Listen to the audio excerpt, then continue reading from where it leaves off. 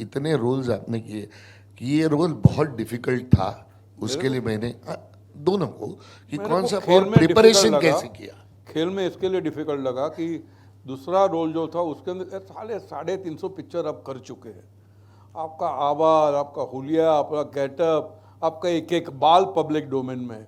उसमें अलग क्या करना, अलग करना, और जेन्युइनली मैं बोल रहा हूँ, बैठे इसके लिए नहीं, बट इनके सामने परफॉर्म करना, लाइव परफॉर्मेंस करना, तो बहुत डिफिकल्ट था, बहुत ही डिफिकल्ट था। लेकिन जो पहला शो हुआ धीरे धीरे ग्रिप आने लगी, but it was continuous difficult था मेरे लिए, कंटिन्यूस। मैंने वो जब माने इतनी थकान होती है, when you remove the makeup and all that, उसके बाद अच्छा परफॉर्म करना चाहिए, उसके बाद तो करने के लिए मेरे पास एनर्जी नहीं रहती थी। आई कुड सी कि मुझे ये करना है, लेकिन मैं पहुंच नहीं पाता था, तो मुझे वो तो मैं टायर्ड हो जाता था मेंटली, क्योंकि बहुत बोझा रहता था वो, और वो दिखाना भी नहीं है बोझा तो, और काफ़ी फिजिकल प्ले था, भागा दौड़ी वगैरह, तो दैट वाज डिफिकल्ट आपके लिए। और मुझे हर रोल डिफिकल्ट लगता है जब मैं उस पर काम करना शुरू करता हूँ, और धीरे धीरे वो आसान हो जाता है, क्योंकि मुझे मज़ा इतना आता है। मैं स्क्रिप्ट पे बहुत काम करता हूँ, और मैं जल्दी कोई फैसला नहीं करता, ना अपने परफॉर्मेंस के बारे में, ना प्रेजेंटेशन के बारे में। तो मैं एक बात को, क्योंकि जब हम खेल की रीडिंग कर रहे थे तो नसीब भाई 10 दिन तक सिर्फ रीडिंग करते हैं, and it is very slowly, very slowly. और मुझे, मेरी मेमोरी अच्छी है, वॉट एवर, मैं थोड़ा एंग्जाइटी वाला आदमी हूँ, तो मुझे दूसरे या तीसरे रीडिंग में मैं चाहता मैं खड़ा हो जाऊँ और बॉडी के साथ कम, but he takes it painfully, एक एक वर्ड। मैंने यार, बाद में वो जब मैंने करना शुरू किया दूसरे प्ले में, तब मुझे साक्षात्कार हुआ उसका मतलब क्या था। वो very meticulous, methodically, each and every word को खोल के, बिल्कुल देख के उसका अंदर का ऊर्जा बुर्जा, दैट वाज फैंटास्टिक, फैंटास्टिक। क्योंकि सबसे पहले जो लेखक ने लिखा है उसको जज्ब करना पड़ता है। उतना सोचने वाला एक्टर नहीं हूँ मैं। सोच लेता हूँ, जो एब्जॉर्ब करना है कर लेता हूँ, फिर धीरे धीरे एसिमिलेट होने देता हूँ उसको, लेकिन उस सोच मेरे पे हावी हो जाए वो मैं अलाउ नहीं करता हूँ। आई मस्ट फ्लो फ्रीली, भले मैं गलती करूँगा उसके अंदर, बट वो क्या है, फिर मैं वो मेन्यू कार्ड ना दिखूँ कि मैं क्या सोचा है,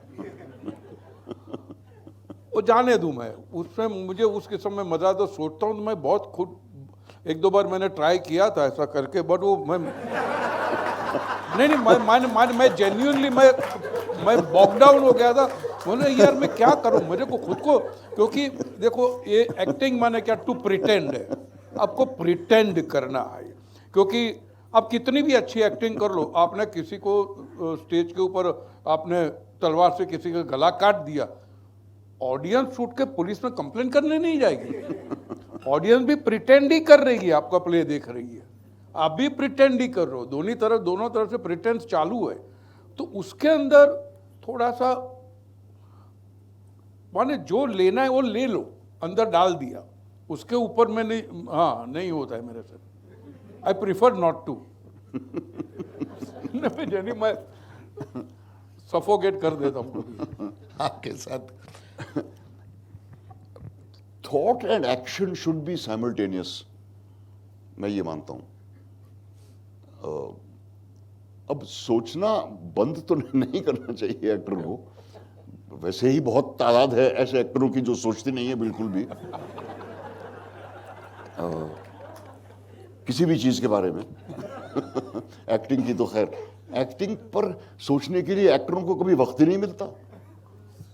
मैं फिल्म इंस्टीट्यूट में क्लासेस लेने जाता हूँ एनएसडी में, तो सर हमें टाइम नहीं मिला। हाँ, तो उनको कभी भी टाइम नहीं मिलता, कहते हैं रात भर शूटिंग थी। तो मैंने कहा अच्छा रात भर शूटिंग थी, कितने शॉट किए?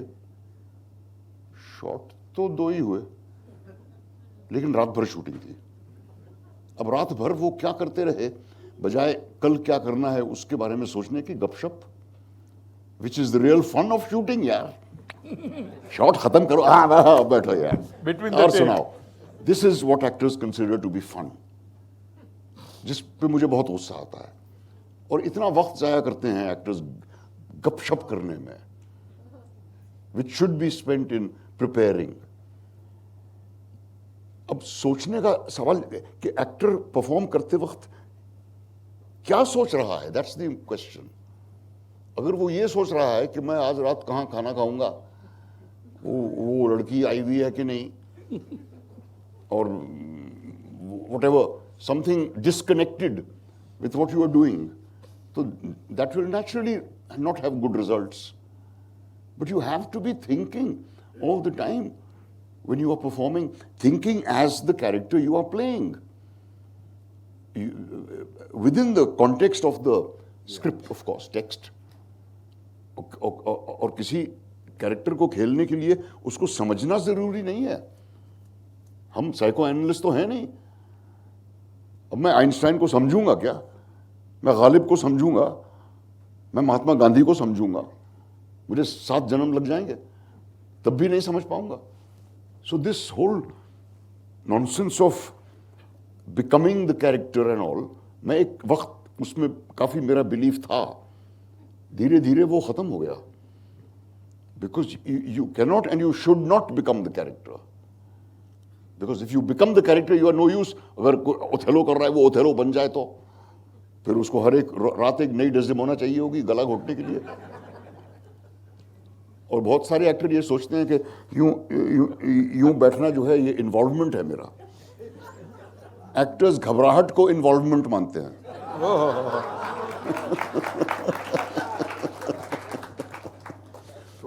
और सोचते हैं कि मैं कोने में अगर बैठा रहा तो मैं कमाल का परफॉर्मेंस करूंगा, या अगर मैंने स्टेज को प्रणाम किया तो भगवान जी तो हैं ही ऊपर। भगवान जी के पास बहुत काम है यार, डोनाल्ड ट्रंप को संभालना है उन्हें, नेतन्याहू को संभालना है, वो आपका परफॉर्मेंस भी संभालें। तो you have to be at the time of performance trying to think like the character। और अगर आप ये सोचने लगे कि मेरा अगला डायलॉग क्या है, गए आप काम से। आपको सोचना चाहिए कि अगला थॉट क्या है, जो मुझसे कहा जा रहा है, मेरा रिस्पॉन्स क्या होगा उसकी तरफ। That's what an actor should be thinking. मुझे इसका इल्म नहीं है पूरे देश में हो रहे हैं कि नहीं, लेकिन पुणे में जिस तरह से थिएटर जिंदा रहा है और फ्लरिश करता रहा है, उसे देख के बहुत खुशी होती है। और इस श्रीराम लागू नाट्य अवकाश के बारे में मेरी क्या राय है, क्या मेरा बार बार यहाँ आना उसका जवाब नहीं है। और भी ब्लैक बॉक्सेस वगैरह भी बने, जो कि बहुत ही अच्छी बात है कि नए युवा थिएटर करने वाले ऐसे स्पेसेस को इस्तेमाल कर सकें, क्योंकि हर एक तो बाल गंधर्व में नाटक अपना पेश कर नहीं सकता।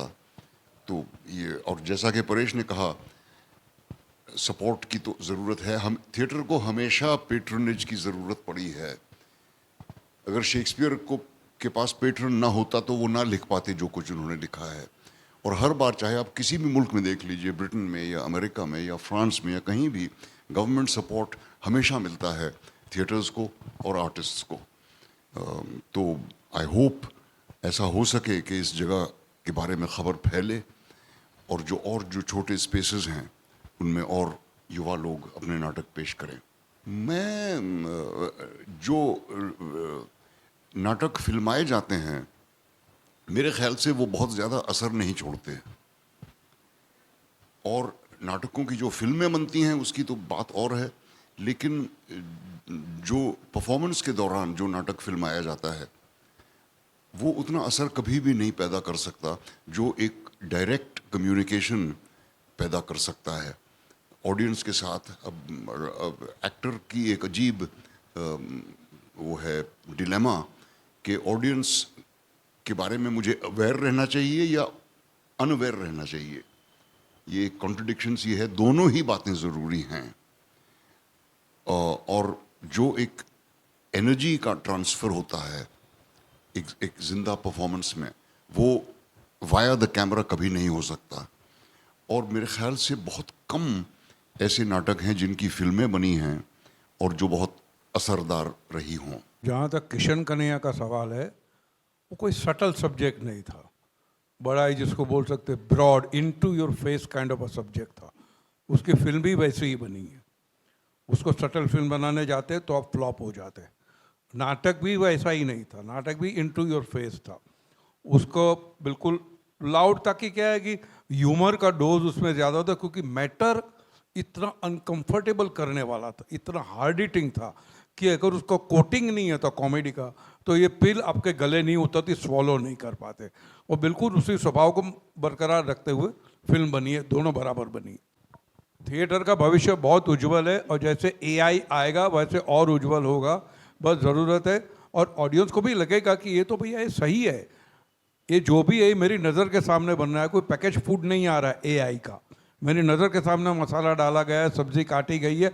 वो थिएटर का मज़ा ये है, लाइव एंटरटेनमेंट मज़ा। तो थिएटर कभी वाइप आउट नहीं होगा, डिमिनिश नहीं होगा, और से और आगे बढ़ेगा। यहाँ थिएटर मर रहा है, ये मैं तब से सुन रहा हूँ जब मैं ड्रामा स्कूल में गया था 20 साल की उम्र में। अभी तक जिंदा है और खूब मज़े में चल रहा है। लेकिन एक और बात थी जो अभी तुमने शुरू जो किया, हाँ एआई। जब एआई से पहले जब टीवी सीरियल्स शुरू हुए तो हमें बहुत डर था कि भाई अब कौन आएगा नाटक देखने। तो दुबे जी कहते थे कि ये सीरियल्स इतने बुरे हैं कि ऑडियंस भाग के आएगी नाटक देखने जब ये फैल जाएंगे सीरियल, और बिल्कुल वही हुआ। अच्छा, छाया गीत जब आता तब भी बोलते थे छाया गीत आ रहा है, उस दिन शो में हाउस नहीं आएगा, वो सब ठीक है, कोई बात नहीं। अब आईपीएल चल रहा है, हमने आईपीएल का फाइनल चल रहा था, उस दिन एक शो किया जब हाउसफुल था। तो जो लोग क्रिकेट देखना चाहते हैं वो क्रिकेट देखते हैं, जो लोग नाटक देखना चाहते हैं वो नाटक देखते हैं। मैं करेक्शन कर दूं, मैंने कहा था उसकी वजह से, मैं तो मेरे ड्रामा के बारे में भी कहता, तो वो क्यों नहीं चलते? क्योंकि वो ड्रामा अच्छा था, इसके लिए चल। मुझे क्रेडिट मत दो।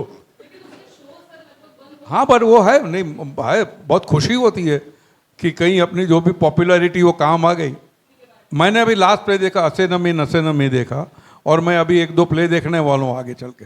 बट है, ये तो फैंटास्टिक है। 52 प्ले चल रहे हैं आपके वहाँ, 52 प्लेज। आप लोग नसीब वाले हैं।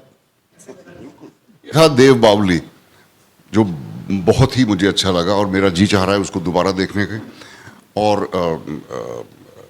तमाशा के बारे में एक परफॉर्मेंस, लावणी का परफॉर्मेंस एक मैंने देखा था जिसमें सकूबाई थी मेन। बहुत ही, मैंने वो 2-3 बार देखा। और मराठी थिएटर तो हमेशा ही डायनेमिक था, हमेशा ही यहाँ पे ओरिजिनल नाटक लिखे जाते थे। इनफैक्ट मैं कहूँगा कि मैंने ज़िंदगी में जो सबसे बेहतरीन थिएटर परफॉर्मेंसेस देखे हैं वो मराठी नाटकों में, और ज़्यादातर पुणे में। और मेरे ख्याल से कोई भी फिक्र की बात नहीं है मराठी थिएटर के बारे में, क्योंकि नए लिखने वाले, नए अदाकार, नए एंथुजियास्टिक लोग इस शहर में नहीं निकलेंगे तो कहाँ से निकलेंगे।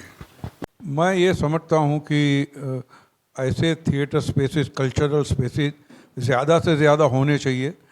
अगर एक एक्टर की फैमिली से उठ के कोई इतना पैसा डालता, बात पैसों की आती है इसलिए मैं पैसा बोल रहा हूँ, तो गवर्नमेंट को भी सपोर्ट करना चाहिए। जो भी यहाँ के जो है इंडस्ट्रियलिस्ट, उनको भी आगे आना चाहिए। ज़्यादा से ज़्यादा थिएटर स्पेसेस बनने चाहिए, और इतनी ईमानदारी से कोई कर रहा है और इस तरह से जो रिस्पॉन्स मिल रहा है फेस्टिवल को, वो कमाल की बात है। और जो रंगकर्मी यहाँ के, they will be kind of a very happy. मेरे ख्याल से डॉक्टर लागू को इससे अच्छा ट्रिब्यूट कोई नहीं हो सकता कि उनकी याद में एक थिएटर बनाया गया है।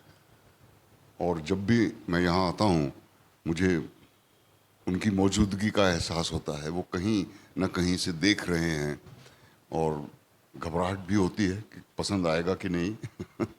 लेकिन जब मैंने डॉक्टर लागू को पहली बार देखा था दिल्ली में, 1972 की कहानी है, 1972, मेरी एक दोस्त थी क्लास में, ज्योति सुभाष, जो मुझे ले गई कि चलो एक नाटक है तो तुम्हें देखना है। मैंने कहा मराठी का नाटक है। She said no, come and see it, it's Aadhe Adhure and you must see this actor. और मैंने नाटक देखा, उसमें अमोल भी थे, दीपा भी थी, भक्ति बर्वे भी थी, और मैं डॉक्टर लागू का क्योंकि आधे दूरे मैंने देखा था, अमरीश पुरी का भी, ओम शिवपुरी का भी पढ़ा भी था, लेकिन डॉक्टर लागू के उस परफॉर्मेंस को देख के मैं बिल्कुल दंग रह गया। और इतनी खुशी हुई कि मैं बता नहीं सकता कि हमारे मुल्क में भी इस स्तर का अभिनय मुमकिन है। उस वक्त एम्प्लीफिकेशन भी नहीं था। कमानी ऑडिटोरियम की बात कर रहा हूँ मैं, दिल्ली में, बिना एम्प्लीफिकेशन के, और मैं बालकनी की आखिरी सीट पे बैठा हुआ था, मुझे उनका हर शब्द सुनाई दे रहा था साफ। और आई मार्वल्ड कि इतनी बेहतरीन डिक्शन और स्पीच कैसे हो सकती है किसी की, और जो इमोशनल कंट्रोल उनके हर परफॉर्मेंस में रहा है, उससे मैं बहुत प्रभावित हुआ। और कहीं ना कहीं उनके नक्श कदम पे चलने की कोशिश कर रहा हूँ। So my name is Rajesh Deshmukh. It's better to speak in English. Doctor Shriram लागू आपल्या सगळ्यांच्याच अतिशय आवडीचे सुरू होतोय. त्याची ही इनॉगरल एडिशन आहे. पालेकर सरांनी काही फेस्टिवल्स केले होते. त्याच्यानंतर विनोद दोषी फाउंडेशन, अशोक काका कुठे साली सुरू झाली असली तरी त्याचं काम प्रामुख्याने गेले 25 वर्ष चालू आहे. आणि त्यामुळेच शक्य झालं की आज आपल्याकडे श्रीराम लागू कुटुंबीय असाच आहे. आनंद डॉक्टर मोहन आगाश यांना की त्यांनी नसीर भाईंचं स्वागत करावं.